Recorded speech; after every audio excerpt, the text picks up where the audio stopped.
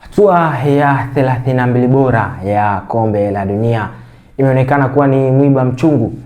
kwa timu kutokea katika bara la Afrika, kwa sababu mpaka sasa ni takriban timu 4 kutokea katika bara la Afrika zimetolewa katika hatua hii ya 32 bora. Ikumbukwe mpaka sasa ni timu moja pekee ambayo imefanikiwa kwenda katika hatua ya 16 bora ambayo ni timu ya taifa ya Morocco, na timu 4 zimetolewa, na kwa sababu mpaka sasa ni takriban timu 5 kutokea katika bara la Afrika zimeshacheza hatua hii ya 32 bora, na ni timu moja pekee ambayo imefanikiwa kutinga hatua ya 16 bora. Timu hizo ambazo zimetolewa ni timu ya taifa ya Afrika Kusini, timu ya taifa ya Ivory Coast, timu ya taifa ya Senegal pamoja na timu ya taifa ya DR Congo. Na timu 4 ambazo hazijacheza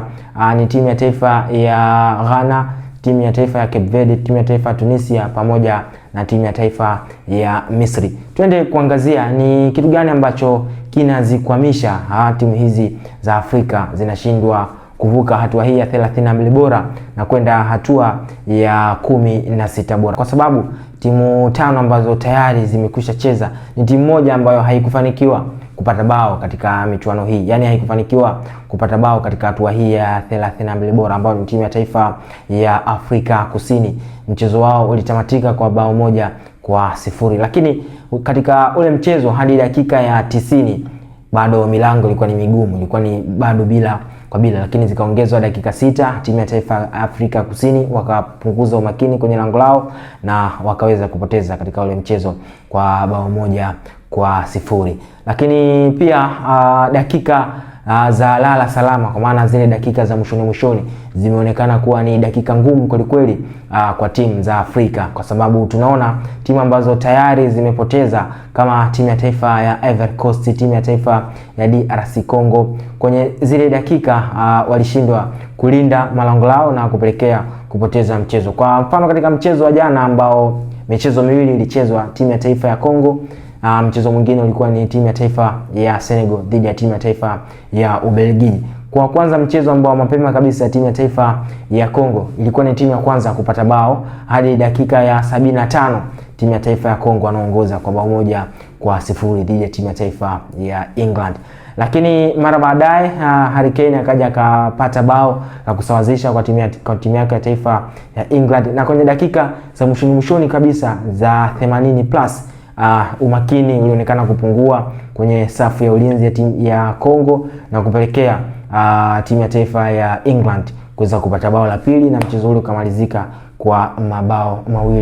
2-1. Lakini miongoni mwa mchezo ambao uliowasikitisha Waafrika wengi ama kuwaumiza Waafrika wengi kulingana na matokeo yao ambayo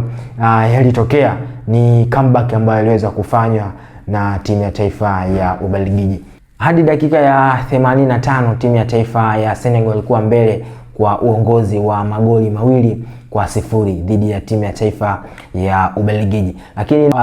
ndani ya dakika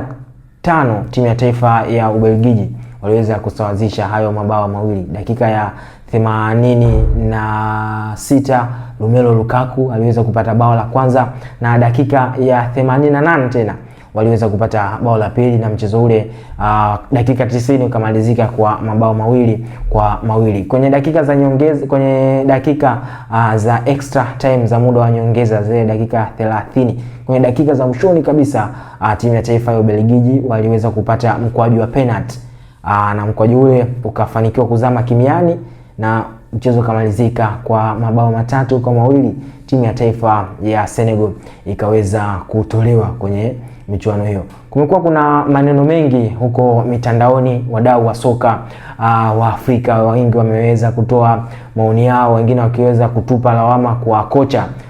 wa timu ya taifa ya Senegal kulingana na sabu zake ambazo aliweza kuzifanya. Tunaona Sadio Mane aliweza kutolewa, pia captain aliweza kutolewa kwenye dakika za kipindi cha pili. Mara baada ya zile sabu zake ambazo alizozifanya, watu wengi wameona kwamba zile sabu zilikuwa hazina ulazima, kwa sababu timu ilikuwa iko mbele kwa uongozi wa mabao 2-0 hadi dakika ya 85. Lakini mara baada ya zile hesabu kufanyika, ilionekana timu ya taifa ya Senegal kule kwenye safu yao ya ushambuliaji waliweza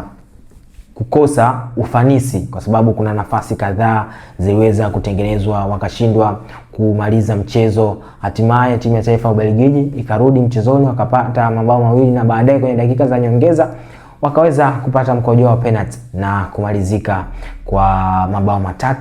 3-2 kwenye ule mchezo. Kwa hiyo watu wengi wamekuwa wakitupa lawama kwa kocha, ameshindwa kufanya sabu zake vizuri,